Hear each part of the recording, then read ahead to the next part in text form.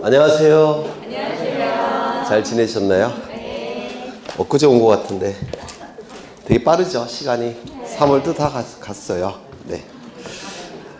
반이 갔으면 다 간 거죠. 87쪽 지목 변경할 차례인 것 같은데 맞을까요? 네. 맞나요? 네, 지목 변경. 토지의 용도가 달라졌을 때 지적 공부에 등록된 지목도 바꿔줘야 될 겁니다. 이를 지목 변경이라고 불러요. 여기 한 필지 토지가 있을 테고 이 토지는 밭농사 용도의 토지입니다. 밭농사 용도의 토지라고 한다면 지적 공부에 등록되는 지목은 뭐로 등록이 되겠습니까? 네, 돼요. 지적 공부의 토지의 표시 사항은 소재, 지번, 지목, 면적, 경계, 좌표를 등록하는 거죠. 근데 여기에 뭐로 등록되어 있겠습니까? 전으로 등록이 됐다는 겁니다. 전으로. 소유자는 갑이에요. 갑이 등록되어 있을 겁니다. 그런데 토지 소유자 갑은 여기다가 건물을 짓고자 합니다. 건물을 짓기 위해서는 뭐로 바뀌어야 되냐면 대지로 바뀌어야 돼요. 주거, 사무실, 점포, 문화시설 부지. 뭡니까? 대지죠. 영구적 건축물 중 주거, 사무실, 점포, 문화시설 부지. 그래서 주거용 건축물이라고 한다면 대지로 바꿔야 됩니다. 대지로 바꾸기 위해서는 이 땅속에다가 상수도 설치해야 되고 하수도 설치해야 되겠죠. 정화조 설치해야 되고 전기선 끌어와야 되고 요즘은 인터넷선도 끌어와야 될 겁니다. 그렇게 각종 시설을 설치하게 되면 이제 대지가 될 텐데 밭농사 용도의 토지에서 대지로 바뀔 때 각종 시설을 설치해야 된다고 했죠. 각종 시설을 설치하게 되면 토지의 형태와 성질이 변경이 될 겁니다. 토지 형질 변경 공사를 통해서 이 대지로 바뀌었다는 겁니다. 그러면 여기 지목도 뭐로 바꿔줘야 됩니까? 대로 바꿔줘야 돼요. 이를 지목 변경이라고 부르겠다는 겁니다. 그래서 토지 형태와 성질이 바뀌는 것을 형질 변경, 지적 공부에 등록된 지목이 바뀌는 것을 지목 변경 이렇게 얘기를 합니다. 차이가 나죠? 토지 자체의 성질이 바뀔 때를 형질 변경, 지적 공부에 등록된 지목이 바뀔 때를 지목 변경 이렇게 부르겠다는 겁니다. 그래서 이 지목 변경은 거기 보시면 2번을 좀 보죠. 한 필지 일부의 지목이 변경되는 경우에는 분할 신청과 함께 신청해야 된다. 맞겠죠? 일부의 용도가 바뀐다면 일필일목의 원칙상 두 개의 지목이 지적 공부에 등록될 수는 없겠죠. 따라서 분할을 신청해야 될 겁니다. 등록 전환의 경우에도 원칙적으로 지목 변경이 함께 이루어지지만 그렇죠. 10개의 지목에서 18개의 지목으로 바뀌고 있죠. 맞아요. 그때 등록 전환이 나타나게 될 겁니다. 그런데 이 등록 전환의 경우에는 지목 변경이 함께 이루어지지만 이는 등록 전환 절차에 의하는 것이지 지목 변경 절차에 의하는 것은 아니다. 이거 기억나십니까? 아셔요? 네.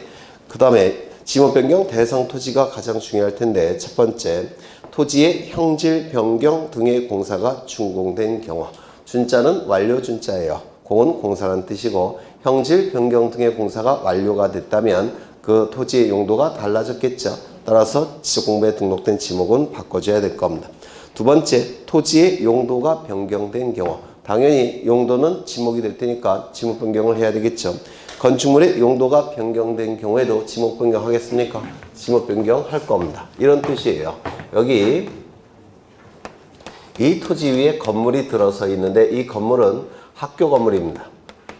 학교 건물이라고 한다면 이 토지는 지목이 뭐겠습니까? 학교 용지가 되겠죠. 그래서 지적 공부에 등록되는 지목은 학교 용지가 될 겁니다. 그런데 학생 수가 점점 줄어들었어요. 그래서 교육청에서는 이 학교 건물을 누구에게 넘겼냐면 A라는 분에게 넘겼습니다. 이 A라는 분의 직업은 목사님이셔요. 그래서 이 목사님이 여기다가 교회 건물로 사용하고자 합니다. 그러면 이 교회 건물의 부지는 뭐가 되겠습니까? 종교용지가 되겠죠. 그래서 지적공부에 등록된 지목은 학교용지에서 뭐로 바뀌겠습니까? 종교용지로 바뀌더라는 겁니다. 그래서 이 건축물의 용도가 달라진 경우에도 지목이 바뀌는 경우가 있습니다. 항상 바뀌는 건 아니겠지만 때에 따라서는 바뀌는 경우가 있더라는 겁니다. 그래서 토지나 건축물의 용도가 변경된 경우에도 지목 변경이 나타날 수가 있더라는 겁니다.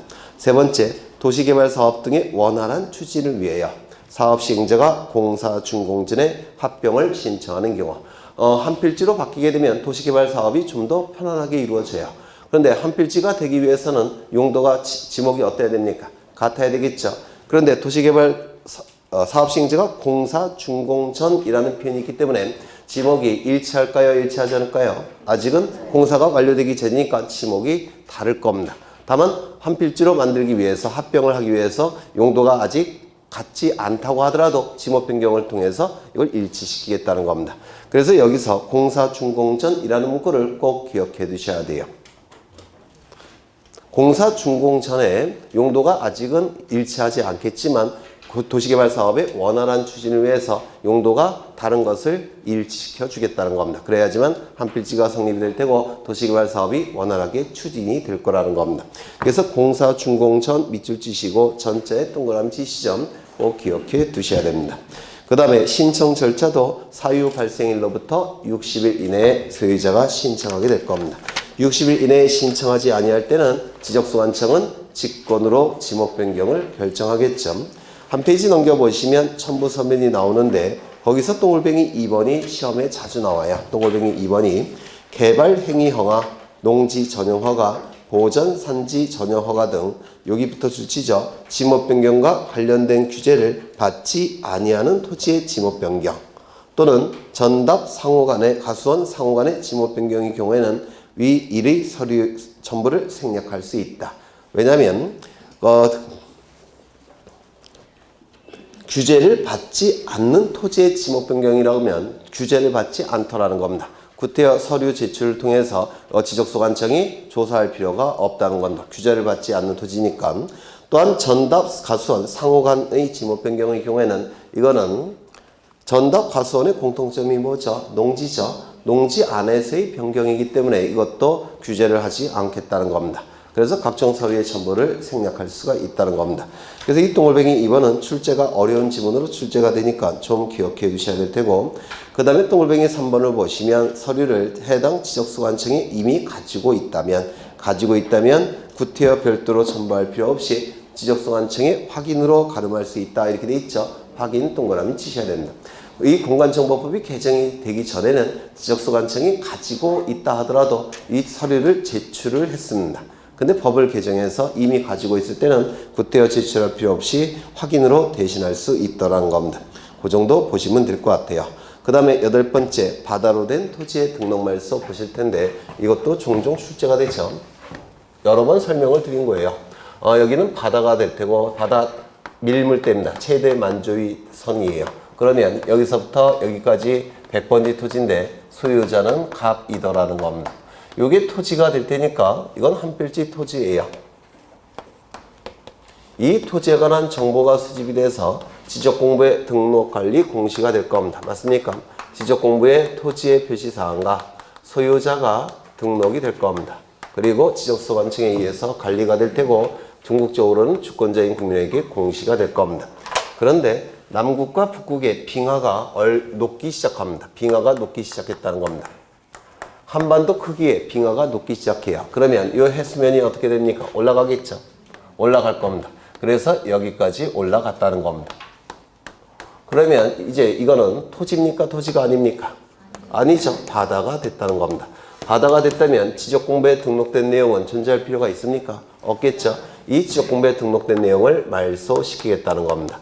이를 바다가 된 토지의 등록을 말소한다 이렇게 얘기를 하더라는 겁니다. 근데 이게 만약에 이 바다가 일단 됐는데 원상으로 회복될 가능성이 있다면 구태여 말소시킬 필요가 있습니까? 없습니까? 없겠죠. 그래서 뉴스에 뭐라고 나왔냐면 일주일 이내에 다시 이 바다가 내려간다라고 발표가 됐다는 겁니다. 그러면 조만간 내려갈 테니까 구태여 말소시킬 필요가 없겠죠. 그래서 원상으로 회복될 가능성이 없는 경우에만 말소시킬 겁니다. 두 번째, 다른 지목의 토지가 될 가능성이 있다면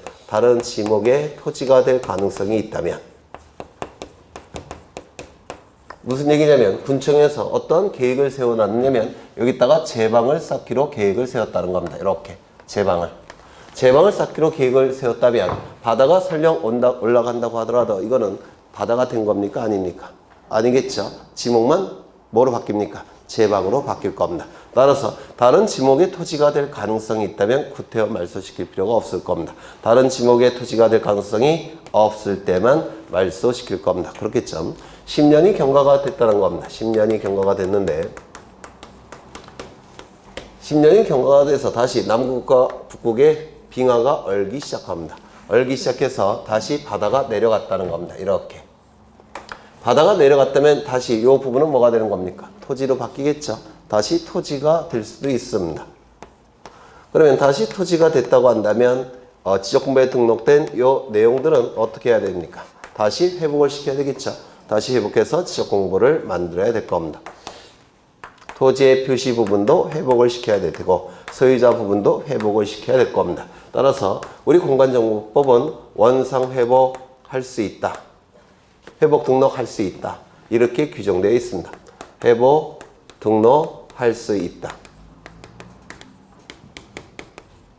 요 문구를 꼭 기억하셔야 된다고 했죠. 할 수 있다. 한다도 아니고 해야 한다도 아니고 할 수 있다. 한다도 아니고 해야 한다도 아니고 할 수 있다. 요 문구를 꼭 기억해 두셔야 돼요. 요 할 수 있다는 표현은 이 회복 등록 여부는 지적소관청의 자유재량에 달려 있다는 겁니다. 자유재량에 달려 있기 때문에 회복 등록을 해도 되고 회복 등록 해도 되고 회복 등록하지 않아도 상관이 없더라는 겁니다. 할 수 있다고 되어 있으니까 그러면 회복 등록하게 되면 지적공부가 다시 만들어지겠죠. 지적공부가 토지의 표시도 회복이 될 테고 소유자 부분도 회복이 될 겁니다. 이렇게.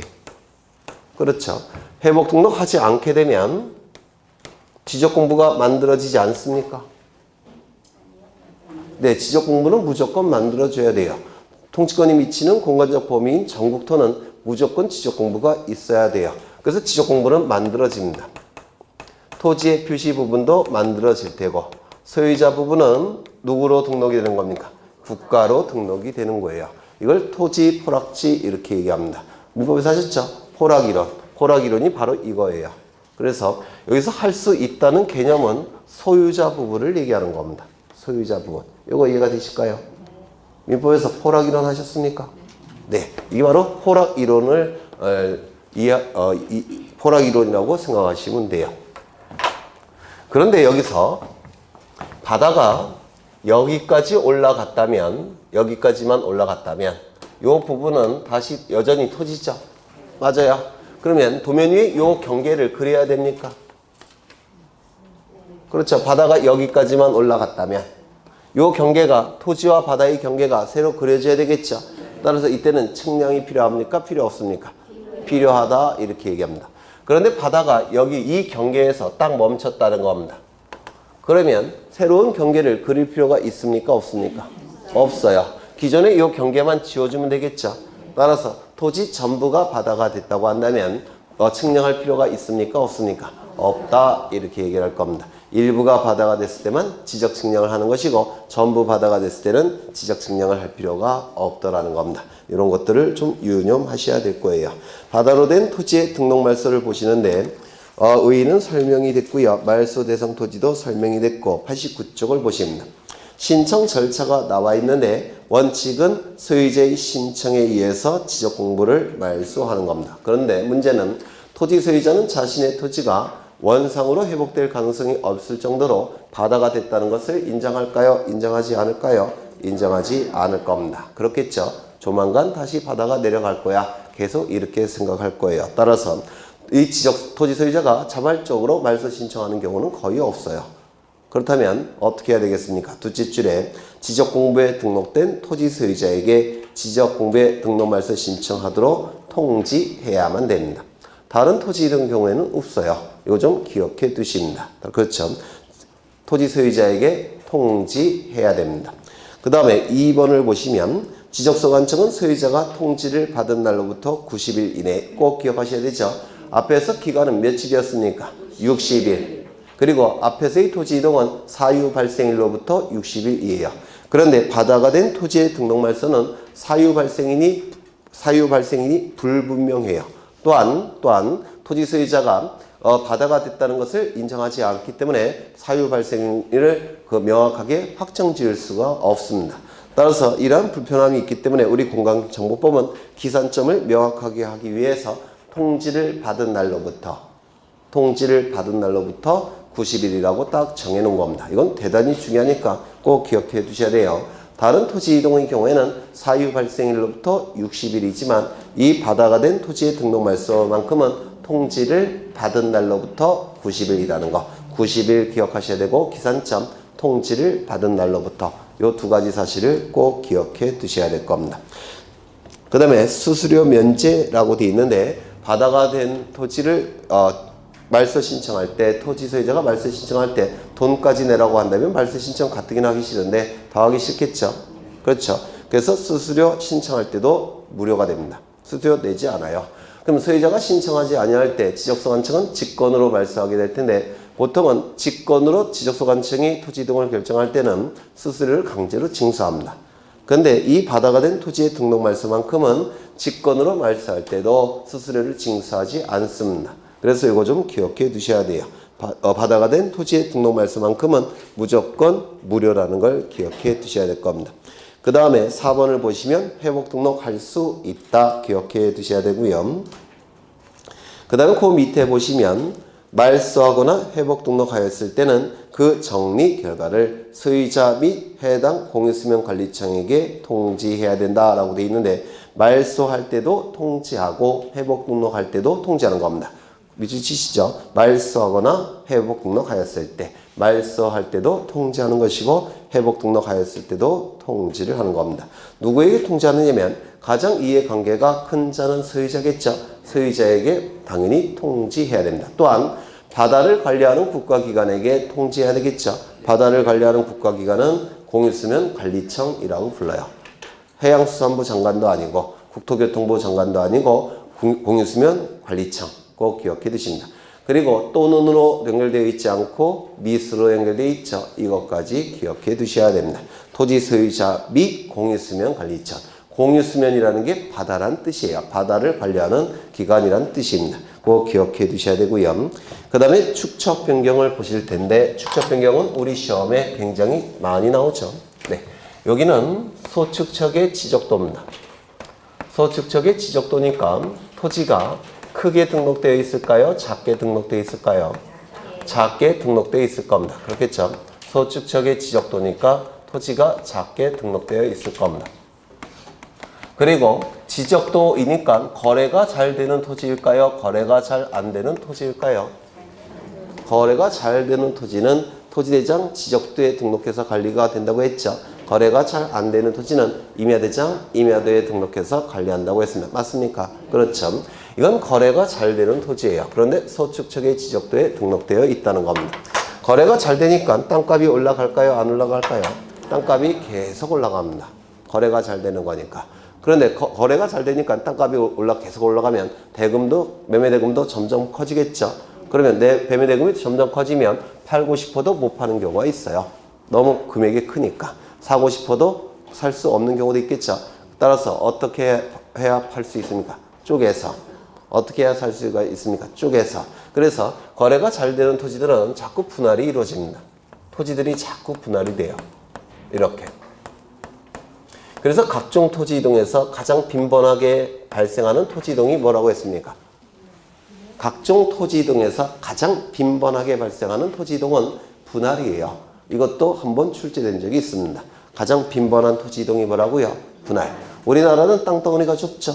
따라서 땅값은 계속 올라가요. 땅값은 계속 올라가니까 팔기 위해서는 쪼개서, 사기 위해서도 쪼개서. 그래서 각종 토지 이동 중에서 가장 빈번한 토지 이동이라는 거, 이것도 기출지문이니까 기억해 두셔야 됩니다. 그러면 가뜩이나 소축척인데 자꾸 토지가 쪼개지면 공시기능은 점점 어떻게 되겠습니까? 떨어지더라는 겁니다. 공시기능이 점점 떨어지니까 이걸 방지하기 위해서 토지를 큰 모양으로 그려야 되겠죠. 따라서 대축척의 지적도로 옮겨야 되겠다는 겁니다. 대축척의 지적도로 옮겨서 등록을 하겠다는 겁니다. 그러면 대축척의 지적도니까 토지의 크기가 큼지막하게 등록이 될 겁니다. 이를 축척이 변경이 된다 이렇게 얘기를 하더라는 겁니다. 그러면 이러한 축척 변경 제도는 왜 만들어졌냐면 첫 번째, 도면의 정밀도가 어떨까요? 떨어져요.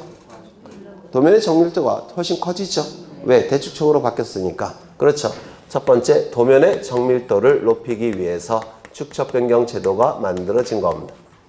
두 번째, 두 번째, 도면의 통일성을 도모하기 위해서도 축적 변경 제도가 이용이 됩니다. 이게 원칙이고 이게 주된 이유고 이게 부수적인 이유예요. 그러면 도면의 통일성을 도모하기 위한 축적 변경의 의미는 뭐냐면 이런 뜻이 될 겁니다. 여기는 하나의 지범무효 지역입니다. 하나의 지범무효 지역이에요. 예를 들어서 철산동이라는 지범무효 지역이더라는 겁니다. 이 철산동에는 도면이 몇 장이 있느냐면 16장의 도면이 존재합니다. 철산동이라는 지범무효 지역에는 어디까지 예를 든 거예요. 진짜 16장은 아니겠죠. 이렇게 16장의 도면으로 구성된 지범무효 지역이에요. 그런데 여기 요만큼은 축척이 얼마냐면 600분의 1 지적돼 등록된 상태입니다. 그런데 이 6장은 어떻게 하다 보니까 1200분의 1 지적돼 등록이 되어 있는 상태라는 겁니다. 그러면 똑같은 토지가 예를 들어서 100제곱미터의 토지가 요쪽의 도면에는 요만하게 그려진다면 요쪽의 내장에는 이것보다 크게 그려지겠습니까? 작게 그려지겠습니까? 훨씬 작게 그려질 거예요. 이쪽에서는 이만하게 이렇게 그려지겠죠. 도면의 축척이 다르니까. 그렇죠. 그러면 공시기능에 혼란이 발생을 하더라는 겁니다. 하나의 지범무효 지역 안에 있는 지적도라고 한다면 크기가 같은 토지는 같은 크기로 그려져야지만 이게 정상이죠. 맞아요. 그런데 다른 크기로 그려지기 때문에 공시기능에 혼란이 발생하더라는 겁니다. 이러한 공시기능의 혼란을 방지하기 위해서는 축척을 어떻게 해야 됩니까? 일치시켜야 되겠다는 겁니다. 그러면 축척을 일치시킬 때 요걸 바꿔주느냐 요걸 바꿔주느냐가 문제가 되는데 축척을 일치시킬 때는 공시기능을 높이는 쪽으로 바꿔주는 겁니다. 그러면 공시기능을 높이는 쪽으로 바꿔주는 거니까 이걸 바꿔서는 안 돼요. 장수를 기준으로 하는 게 아니에요. 장수를 기준으로 하는 게 아니라 공시기능을 높이는 쪽으로 일치시키는 겁니다. 그렇다면 뭘 바꿔야 됩니까? 요걸 바꿔야 될 겁니다. 얼마로? 600분의 1 지적도로. 이게 뭡니까? 축척 변경. 도면의 통일성을 도모하기 위한 축척 변경이라고 얘기합니다. 이게 주된 이유고 이건 종된 이유가 될 겁니다. 그러면 이런 축척 변경은 개념과 관련해서 몇 가지가 출제가 될 텐데 첫 번째, 이 축척 변경은 지적도에서만 나타납니다. 임야도에서는 축척 변경이 나타날 필요가 없어요. 왜요? 거래가 잘 안 되죠. 거래가 잘 안 되니까 땅값이 쭉 올라갑니까? 잘 안 올라가요. 그러면 분할이 자주 이루어지겠습니까? 자주 이루어지지 않습니다. 그럼 축척 변경을 할 필요성이 떨어질 겁니다. 따라서 이 축척 변경은 지적도에서만 나타납니다. 꼭 기억해 두셔야 돼요. 임야도에서는 축척 변경이 나타날 이유가 없습니다. 두 번째, 이 축척 변경은 소축척의 지적도에서 대축척의 지적도로 바뀌는 것만 축척 변경입니다. 대축척의 지적도에서 소축척의 지적도로 바뀌는 것은 정밀도가 어떻게 됩니까? 떨어져 버려요. 축척 변경 제도가 만들어진 취지와 충돌을 일으키죠. 따라서 이는 축척 변경이라고 얘기하지 않습니다. 세 번째는 이 축척 변경은 법이 개정이 되기 전에는 지적소관청이 직권으로 했습니다. 소유자에게 신청권을 인정하지 않았습니다. 그런데 법이 개정이 되면서 이제 토지 소유자도 이 축척 변경을 신청할 수가 있게 됐습니다.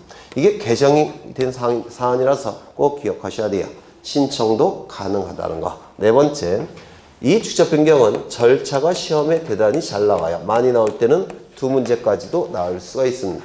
그래서 이 절차를 암기하셔야 되는데 이 절차는 시간의 흐름과 논리에 따라서 진행이 됩니다. 그래서 시간의 흐름과 논리에 따라서 절차를 좀 암기하셔야 될 겁니다. 프린트 갖고 오셨죠? PC입니다. 이거 다 외울 거예요. 시험 보시기 전까지는 다 외우시겠죠? 안 외워질까요? 네, 외워지실 거예요. 이거 이 안에 있는 내용이 다 출제가 되는 것들인데 이 축적 변경 절차는 숫자들이 굉장히 많아요. 그렇죠. 마치 중개업법처럼 숫자들이 많죠. 네, 공법이나 하긴 공간정보법은 공법이에요. 토지공법. 네, 공시법령 안에 들어갔지만 그 법적 성질은 토지공법이라고 불러요. 그러면 그래서 숫자가 많이 나와 있습니다. 먼저 이 축적 변경 절차를 주관하는 기관은 어디입니까? 지적소관청. 그렇죠. 지적소관청이 이 절차를 진행을 시킵니다.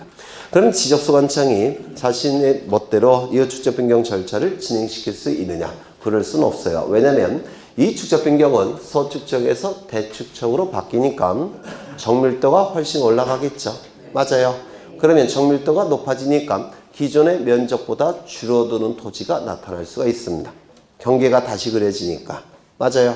경계가 다시 그려지니까 이 면적이 줄어드는 토지가 나타날 수가 있다는 겁니다.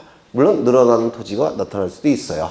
그런데 그 줄어드는 토지가 한두 필지가 아니겠죠. 여러 필지가 다 줄어들 수 있겠죠. 그래서 지적소관청이 자유재량에 의해서 멋대로 절차를 진행시킬 수는 없고 반드시 토지 소유자 3분의 2 이상의 동의가 필요합니다. 3분의 2 갖고 장난을 많이 쳐요. 4분의 3, 5분의 4 이렇게. 그래서 3분의 2 이상의 동의 꼭 기억해 두셔야 합니다. 토지 소유자 3분의 2 이상의 동의가 필요합니다. 그러면 반대하는 자들도 있을 텐데 왜 반대를 하느냐면 공정성을 의심하기 때문에 반대를 할 겁니다. 따라서 공정성을 확보할 수 있는 장치를 마련해 놔야 돼요. 공정성을 확보할 수 있는 장치를 두 가지를 마련해 놨습니다. 첫 번째, 지적소관청이 멋대로 진행을 못 시키게끔 이거를 감독할 수 있는 위원회가 하나 설치되어 있습니다. 이 위원회 이름을 축적변경위원회라고 불러요. 이 위원회의 의결을 거치도록 합니다. 의결. 이 위원회는 여러 명의 위원들로 구성되어 있겠죠. 여러 명이 관여되고 있기 때문에 공정성을 어느 정도 확보할 수가 있다는 겁니다. 축적변경위원회의 의결을 거치도록 합니다. 의결을 거치도록 해서 공정성을 확보하고 또 하나 이 지적소관청보다 한 단계 더 높은 국가기관의 승인을 거치도록 합니다. 공정성이 미흡하다면 더 높은 국가기관은 승인을 하지 않을 겁니다. 그렇겠죠. 그 한 단계 더 높은 국가기관은 누굽니까? 시도지사, 대도시장의 승인이 필요하다는 겁니다. 여기까지 외울 수 있을까요? 지적소관청은 토지 소유자 3분의 2 이상의 동의와 축적변경위원회 의결을 거친 후 시도지사, 대도시장의 승인을 받아야 됩니다. 승인을 받은 후 지체 없이 축적변경을 시행하겠다고 공고합니다. 누가? 지적소관청이. 여기 지체 없이라는 문구도 기억하셔야 되는데 지체 없이라는 문구가 없다면 승인을 받은 후 차일피일 미룰 가능성이 있습니다. 차일피일 미룰 가능성을 방지하기 위해서 지체 없이라는 규정을 둔 겁니다. 승인을 받은 후 지체 없이 지적소관청은 축적 변경을 시행하겠다고 공고를 하게 됩니다. 이 공고는 시군구 게시판과 축변지역 독리 게시판 양쪽에 20일 이상 공고를 하게 됩니다. 여기 20일은 정말 시험에 자주 나와요. 자주 나옵니다. 꼭 기억해 두셔야 돼요. 시군구 게시판과 축변지역 독리 축적변경 시행지역 독리 게시판 양쪽에 20일 이상 공고를 하게 됩니다. 축적변경 시행 공고일로부터 축적변경 확정 공고일까지 두 가지를 정지시킵니다. 두 가지 정지시킨 이유는 이거 해봤자 무용지물이 되기 때문에 그래요. 확정 공고 찾아가 보죠. 7번째 네모칸 있습니까? 있죠. 축적변경 확정 공고 시점에 토지 이동의 법적인 효력이 나타납니다. 즉 지번, 지목, 면적, 경계, 좌표가 법적으로 달라지는 시점은 확정 공고 시점이에요. 그렇다면 토지 이동의 법적인 효력이 나타나니까 토지에 관한 정보가 확정 공고 시점에 달라졌죠. 달라졌으니까 확정 공고 이후에 뭘 해야 됩니까? 지적 공부를 정리해야 된다. 맞습니까? 확정 공고 이후에 지적 공부 정리해야 되니까 확정 공고 이전에 지적 공부 정리해봤자 의미가 있겠습니까? 없습니다. 따라서 확정 공고 시까지 지적 정리를 정지시킵니다. 해봤자 의미가 없기 때문에 그래요. 이거 이해가 되실까요? 두 번째, 축적변경 확정 공고 시점에 경계가 달라졌죠. 맞아요. 보다 정밀한 경계로 바뀌었죠. 그러면 확정 공고 이전의 경계는 정밀한 경계인가요? 보다 덜 정밀한 경계인가요? 보다 덜 정밀한 경계죠. 그러면 정밀하지 못한 경계를 기준으로 해서 측량해봤자 의미가 있습니까? 없을 겁니다. 따라서 확정 공고 이전에 경계 복원 측량이라는 건 의미가 없습니다. 따라서 이것도 무용지물이니까 정지시켜야 됩니다. 두 가지를 정지시켜요. 첫 번째, 지적 정리 정지. 두 번째, 경계 복원 측량 정지. 두 가지를 정지시키더라는 겁니다. 그런데 세 번째 네모칸을 보시면 경계점 표지 설치라고 되어 있죠. 맞아요. 이 경계점 표지를 설치한 다음에 다섯 번째 보시면 축적 변경을 위한 측량이 들어가야 됩니다. 그러면 이 경계점 표지를 설치할 때 또한 경계복원 측량이 필요해요. 그렇다면 경계점 표지를 설치할 목적으로 하는 경계복원 측량을 정지시켜야 됩니까? 아니겠죠. 이 경계점 표지가 설치되지 않으면 측량 절차가 중단이 돼버려요. 따라서 경계점 표지를 설치하기 위한 경계복원 측량은 정지에서 제외를 시켜야 된다. 즉 진행을 시켜야 된다는 겁니다. 이거 이해가 되실까요? 정리하죠. 지적정리와 경계복원 측량 두 가지는 정지시킴이 원칙이지만 경계점 표지를 설치하기 위한 경계복원 측량은 진행을 시켜야 되더라는 겁니다. 되셨을까요? 또한 지적정리와 경계복원 측량은 원칙적으로 정지시키는 거지만 축적변경위원회가 의결을 통해서 진행시키라고 의결했다면 당연히 진행을 시켜야 될 겁니다. 축적변경 시행 공고일로부터 30일 이내에 경계점에 경계점 표지를 설치합니다. 그런데 이 경계점 표지를 설치할 때는 물리적인 시간이 필요해요. 한두 개 설치하는 게 아니라 수천 개, 수만 개가 설치가 되고 있기 때문에 물리적인 시간이 필요합니다. 따라서 시행 공고일로부터 지체 없이 경계점 표지를 설치한다. 이런 문구를 둘 수가 없어요. 구체적인 기간 30일이라는 기간이 주어져야 됩니다. 그래서 여기는 지체 없이라는 문구가 아니라 뭡니까? 30일 이내, 30일이라는 구체적인 기간이 주어진다는 거, 이것도 꼭 기억해 두셔야 돼요. 경계점 표지를 설치할 때는 한두 개 설치하는 게 아니라 긴 시간이 필요하기 때문에 구체적인 시간 30일이 주어지더라는 겁니다. 이때 경계점 표지는 30일 이내에 설치하게 되는데 수천 개, 수만 개를 설치하는 겁니다. 그렇다면 지적소관청 소속 공무원이 이걸 다 설치할 수 있겠습니까? 인력이 부족해요. 따라서 토지 소유자나 점유자가 자신의 토지, 자신이 점유하고 있는 토지에 경계점 표지를 설치하게 할 수밖에 없습니다. 공무원들은 인력이 부족하니까. 그래서 이 경계점 표지 설치는 지적소관청이 설치하는 것이 아니라 누가 설치한다고요? 소유자나 점유자가 설치하더라는 겁니다. 결국은 점유자가 설치하는 거예요. 소유자가 점유해서 사용수익하고 있다면 소유자가 설치하는 것이고, 임차인이 소유자로부터 임차권을 설정받아서 사용하고 있다면 임차인이 설치하는 겁니다. 맞죠? 그래서 소유자나 점유자가 설치한다는 거 정말 자주 출제가 됩니다. 기억해 두셔야 돼요.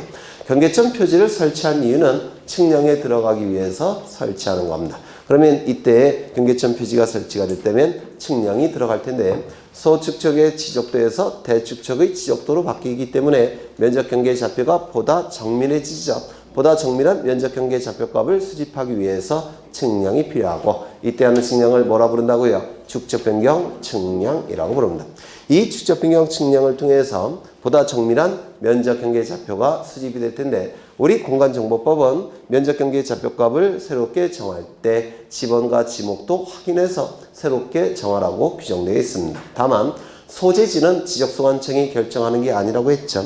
소재지는 국회에서 만든 법령에 의해서 결정이 되기 때문에 소재지는 빠집니다. 따라서 원칙적으로 각 필지별로 지적소관청은 지번, 지목, 면적, 경계, 좌표값을 내부적으로 새롭게 정하는 겁니다. 내부적으로만. 왜냐하면 청산 절차가 아직 완료가 되지 않았으니까 법적으로 새롭게 정할 수는 없어요. 내부적으로만 새롭게 정하는 겁니다. 이거 이해가 되실까요? 네. 다만 예외적으로 축적변경위원회의 의결, 시도지사, 대도시장의 승인이 필요 없는 축적변경이 두 가지가 있는데 그 두 가지의 경우에는 면적만 새롭게 정하고 나머지 정보들은 종전 지적공부에 다 따르게 됩니다. 그러면 축적변경위원회의 의결, 시도지사, 대도시장의 승인이 필요 없는 축적변경 두 가지는 뭐가 있느냐? 이걸 좀 기억해 두셔야 돼요. 자주 출제가 되니까. 여기 두 필지의 토지가 있더라는 겁니다. 100번지 토지가 있고 101번지 토지가 있어요. 토지 소유자는 갑이 소유자입니다. 그런데 이 100번지 토지는 600분의 1 지적도에 등록된 상태입니다. 이 101번지 토지는 1200분의 1 지적도에 등록된 상태예요. 그렇다면 갑이 이 두 필지 토지를 합병을 원할 때 합병을 할 수 있을까요? 없을까요? 네? 한 필지 성립 요건을 갖추지 못했죠. 한 필지 성립 요건을 갖춰야지만 합병이 될 텐데 축척이 다르기 때문에 한 필지 성립 요건을 구비하지 못했습니다. 따라서 합병을 신청할 수가 없게 돼요. 그러면 합병을 하기 위해서는 축척을 일치시켜야 되겠죠. 그러면 이걸 바꿔줘야 될까요? 이걸 바꿔줘야 될까요? 이걸 바꿔줘야 됩니다. 공시기능을 높이는 쪽으로. 그러면 요 1200분의 1 지적도를 600분의 1 지적도로 바꾸겠다는 겁니다. 그러면 이제 축척이 일치가 됐으니까 합병할 수 있겠습니까? 합병할 수 있을 겁니다. 이때 뭐가 나타나냐면 축척 변경이 나타날 수도 있다는 겁니다. 이때는 시도지사, 대도시장의 승인 필요가 없고 축척변경위원회의 의결도 필요가 없습니다. 이때는 그럼 이걸 말로 표현해야 되는데 합병하고자 하는 토지가 서로 다른 축척의 지적도에 등록되어 있어 합병을 위해서 축척 변경을 하는 경우. 다시요. 이 그림을 기억하셔야 돼요. 말로 못 외우실 테니까.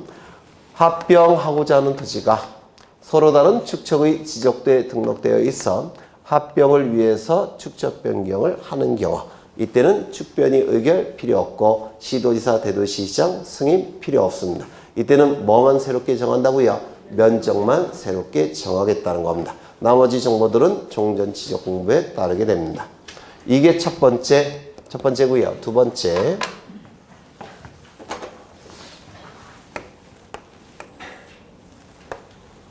이 지역은 도시개발 사업 시행 지역입니다.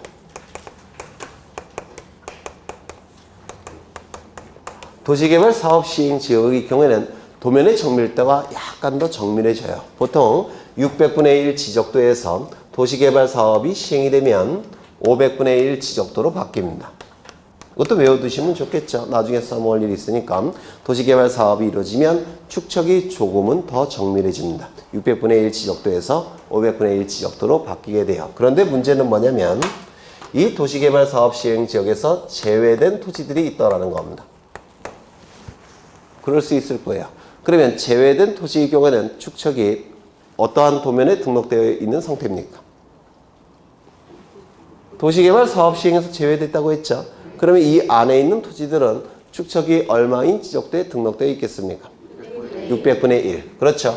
이 안에 들어가 있는 토지들은 600분의 1 지적도에 등록되어 있을 겁니다. 그런데 문제는 주변은 전부 다 500분의 1. 그런데 여기만 쏙 빼놓고 600분의 1이더라는 겁니다. 공시 기능에 혼란이 발생할 수가 있어요. 그렇지 않겠습니까? 똑같은 크기가 주변에 그려지는 토지의 크기와 이 안에 들어가 있는 토지의 크기가 똑같은 면적이 다른 크기로 그려지겠죠. 그래서 공시 기능에 혼란이 발생할 수가 있습니다. 이 공시 기능의 혼란을 방지하기 위해서는 이 안에 들어있는 토지도 주변과 일치시켜야 될 겁니다. 얼마로? 500분의 1 지적도로. 이때 뭐가 나타납니까? 축척 변경이 나타나더라는 겁니다. 이때도 축변이 의결 필요 없고 시도지사, 대도시장의 승인이 필요 없다. 이렇게 규정이 되어 있어요. 이때는 뭐만 새롭게 정한다고요? 면적만.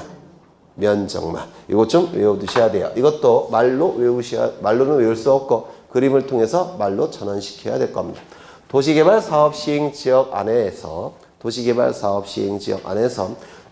사업에서 제외된 토지의 축척 변경을 하는 경우. 다시요. 도시개발 사업 시행 지역 안에 있는 토지 중에서 도시개발 사업 시행에서 제외된 토지의 축척 변경을 하는 경우. 이때는 축변이 의결 필요 없고 시도지사, 대도시장 승인 필요 없고 뭐만 새롭게 정한다고요? 면적만 새롭게 정하고 나머지 정보들은 종전 지적 공부에 따르게 됩니다. 다시 정리하죠. 축척 변경 측량을 통해서 토지의 표시 등을 내부적으로 새롭게 결정해야 되는데 원칙은 각 필지별로 지번, 지목, 면적, 경계, 좌표값을 새롭게 정하게 됩니다. 소재지는 빠지게 돼요. 다만 예외적으로 축변이 의결과 시도지사, 대도시장의 승인이 필요 없는 축척 변경이 두 가지가 있는데 이 두 가지는 면적만 새롭게 정하고 나머지 것들은 종전 지적 공부에 따르게 됩니다. 면적만 새롭게 정하는 경우 두 가지. 첫 번째, 합병하고자 하는 토지가 서로 다른 축척의 지적도에 등록되어 있어 합병을 위해서 축척 변경을 하는 경우. 두 번째, 도시개발 사업 시행 지역 안에 있는 토지 중에서 도시개발 사업에서 제외된 토지의 축척 변경을 하는 경우. 이 두 가지 경우에는 축변이 의결 필요 없고 시도지사, 대도시장 승인 필요 없고 면적만 새롭게 정하고 나머지 정보들은 종전 지적 공부에 따르게 됩니다. 이때 면적도 새롭게 정하는 방법이 축적, 변경, 측량, 성과도에 따라서 새롭게 정하는 게 아니라 결과도에 따라서 새롭게 정합니다. 어렵게 출제가 되면 이것도 출제가 될 수 있는데요. 보통 성과도라는 개념은 검사 측량을 거친 이후에 나오는 도면이 성과도예요. 검사 측량을 거친 이후에 나오는 도면이 뭐라고요? 성과도라고 부릅니다. 검사 측량을 거치기 전에 나온 도면이 결과도라고 얘기합니다. 그러면 성과도가 보다 확실한 거죠. 검사 측량까지 다 거쳤으니까. 그러면 성과도에 따라서 면적을 측정해서 결정하는 게 아니라 결과도에 따라서 면적을 결정하다라는 겁니다. 그러면 왜 결과도에 따라서 면적을 결정하게 되느냐? 검사 측량은 아직 진행이 안 됐습니다. 왜냐하면 거기 5번째, 6번째 네모칸을 보시면 청산 절차가 나와 있죠. 이 청산 절차까지 다 거친 다음에 검사 측량이 이루어지게 돼요. 그런데 토지의 표시 등을 내부적으로 결정하는 것은 청산 절차 이전에 진행되고 있죠. 맞아요. 검사 측량을 거치기 전 단계예요. 따라서 성과도가 있을까요? 없을까요? 없을 겁니다. 따라서 어쩔 수 없이 뭐 갖고 면적을 결정한다고요? 결과도. 시험에 종종 출제가 되니까 이것도 기억하셔야 돼요. 측적 변경 측량 성과도에 따라서 면적을 결정한다. 틀린 질문이 됩니다. 결과도에 따라서 면적을 결정해야 되겠다는 겁니다. 그러면 원칙이건 예외건 면적은 바뀔 수밖에 없겠네요. 그렇죠. 면적은 바뀔 수밖에 없습니다. 그러면 면적이 늘어나는 토지도 있을 테고 면적이 줄어드는 토지도 있을 텐데 면적이 늘어나는 토지 소유자는 좋아할 필요가 없어요. 왜? 늘어난 만큼 돈으로 징수당합니다. 뺏겨요. 면적이 줄어드는 토지 소유자도 싫어할 필요 없습니다. 짜증낼 필요 없어요. 왜냐하면 줄어드는 만큼 돈으로 보상을 받습니다. 이를 청산 절차라고 얘기합니다. 그러면 청산 절차가 진행되기 위해서는 토지별로, 지번별로 얼만큼 줄어들고 얼만큼 늘어났는지 서류로 작성을 해야 됩니다. 이를 지번별 조서라고 부릅니다. 지번별 조서가 작성이 되면 이제 면적이 늘어난 토지 소유자에게는 돈으로 강제로 징수하고 면적이 줄어든 토지 소유자에게는 돈으로 보상하는 절차가 진행이 되는데 이를 청산 절차라고 얘기합니다. 청산 절차까지 완료가 되면 지체 없이 축적 변경이 확정되었음을 공고합니다. 아까 2번째 네모칸에 축적 변경 시행 공고도 지체 없이, 맞아요. 축적 변경 확정 공고도 지체 없이, 그렇죠. 공고는 지체 없이 하는 겁니다. 시행 공고도 지체 없이, 확정 공고도 지체 없이. 이 확정 공고 시점에 토지 이동의 법적인 효력이 나타납니다. 네 번째 네모칸에 토지 표시 등의 결정이라고 나와 있죠. 이건 어디까지나 청산 절차가 완료되기 전에 결정이 된 거니까 이건 내부적으로 결정하는 것에 불과합니다. 법적인 결정이 아니에요.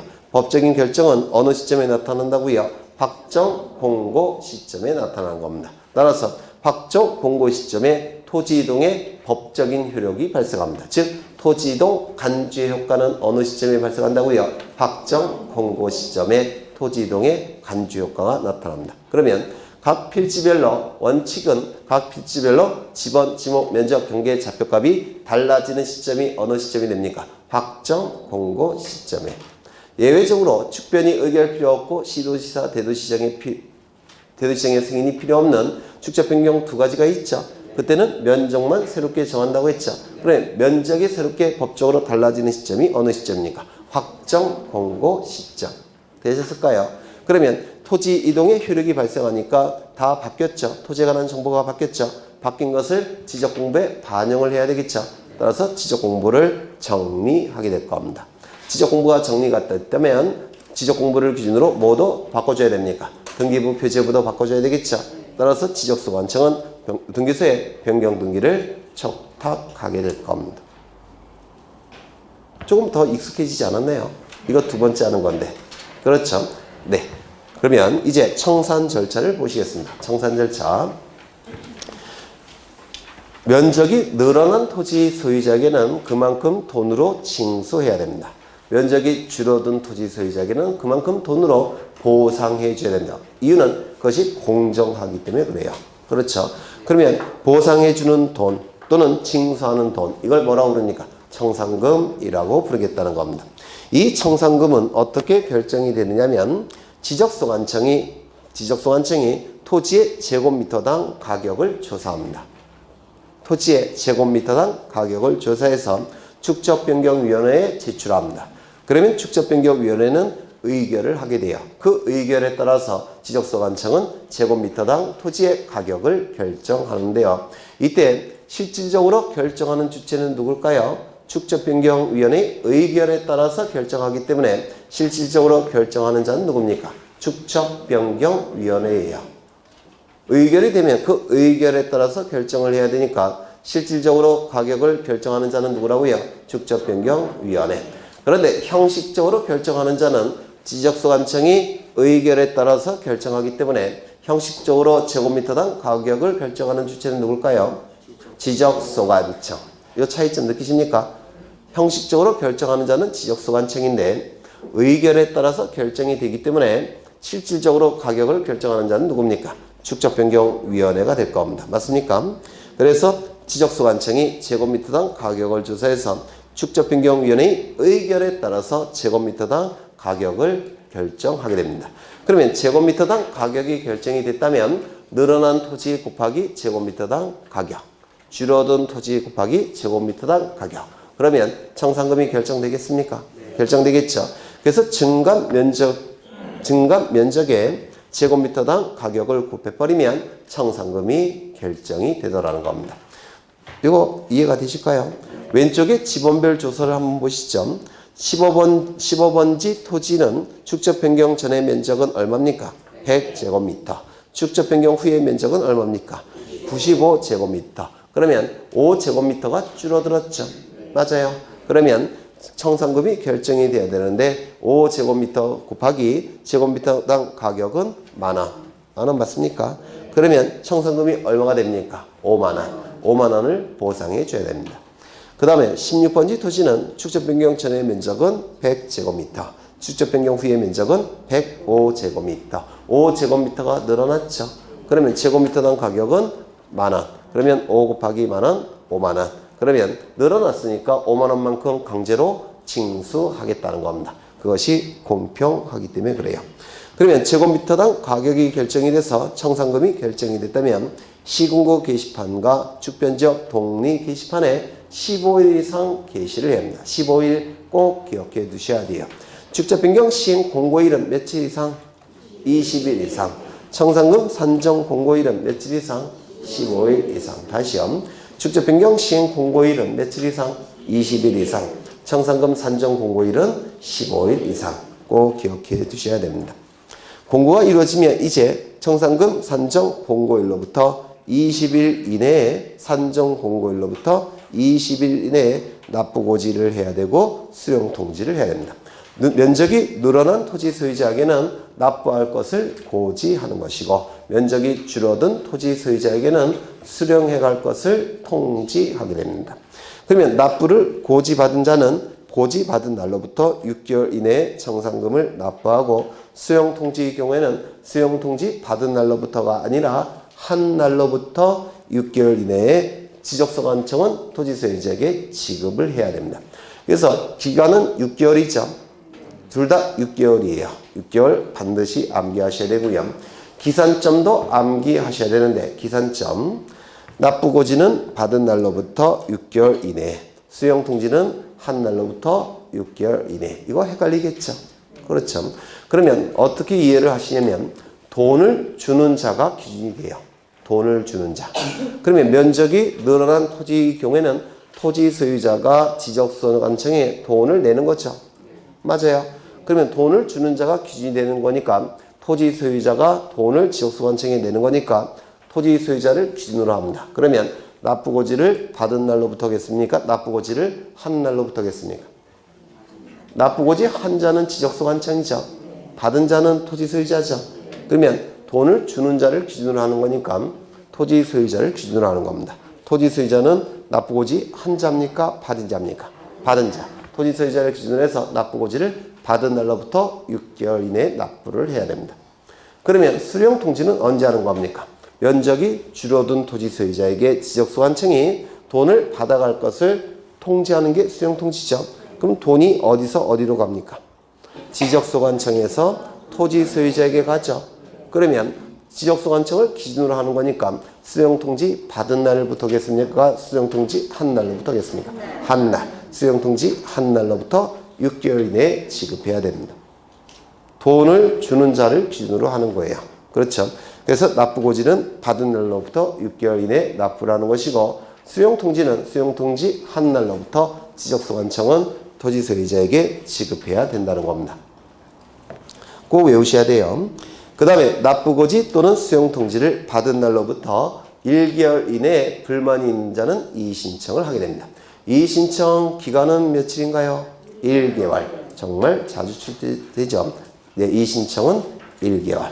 그리고 이것도 기산점이 문제가 되는데 이의신청을 하는 사람이 기준이 되는 겁니다.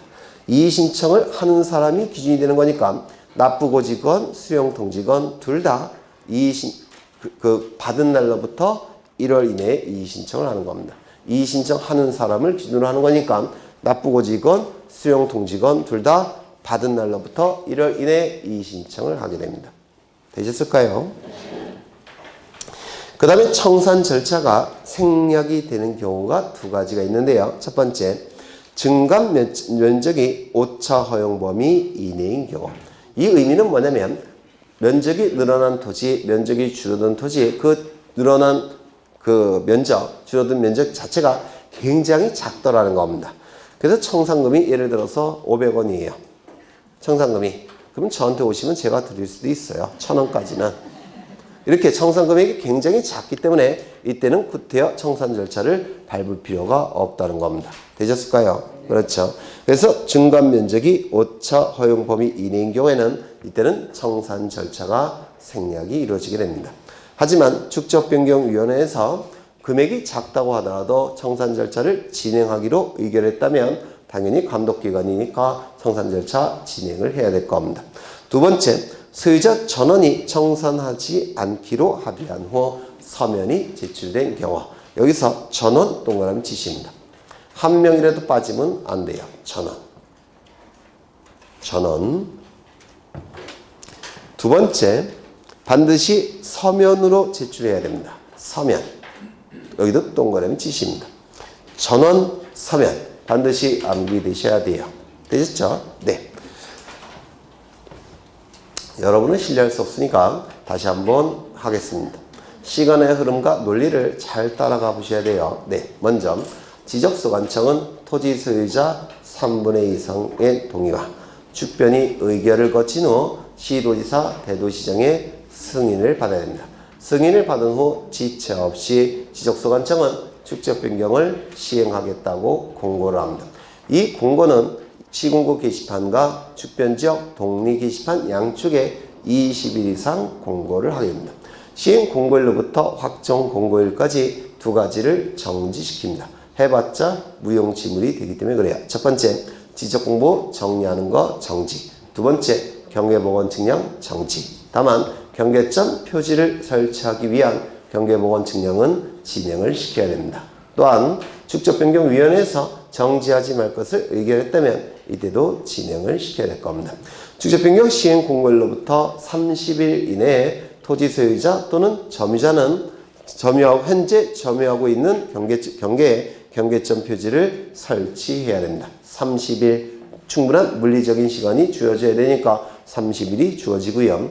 지적소관청이 설치하는 게 아니라 소유자나 점유자가 설치하는 겁니다.